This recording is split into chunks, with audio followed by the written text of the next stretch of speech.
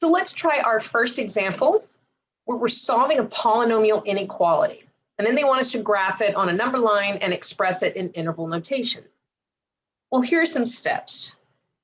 First of all, we want to set the inequality to 0. Because remember, that's where things change when it crosses that x-axis.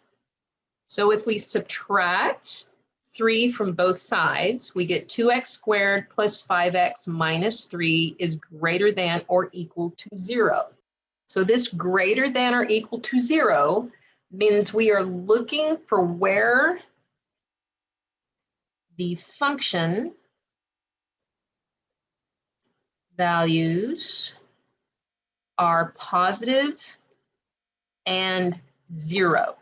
Well, lucky for us, we've got a quadratic set to 0, so we can factor or use the quadratic formula. This one is factorable, so we will get 2x minus 1 times x plus 3 greater than or equal to 0. So the second thing we want to do is solve for x. We're going to ignore the inequality just for a second. Imagine we had an equals. This would give us a 0 at a positive 1/2 and at a negative 3.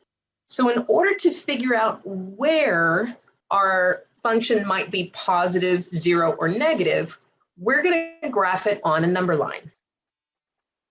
So graph these points on a number line.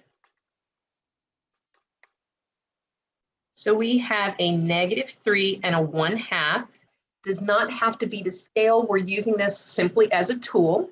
And we know both of these values are 0. So both of these guys are going to be included in our solution. The problem is we don't know which of these 3 intervals is going to give us a positive function value. So I have the interval to the left of negative 3, between negative 3 and 1/2, and to the right of 1/2. So step 4, we are going to use test points in each interval to see which is positive. So what do we mean by those test points? To the left of negative 3, there are infinite number of negative numbers. I'm just going to choose one. I'm going to choose negative 10. I'm going to plug that negative 10 into my original equation, f of negative 10. And I can actually do that in the factored form, so that might help. I can plug in 2 times a negative 10 minus 1 times negative 10 plus 3.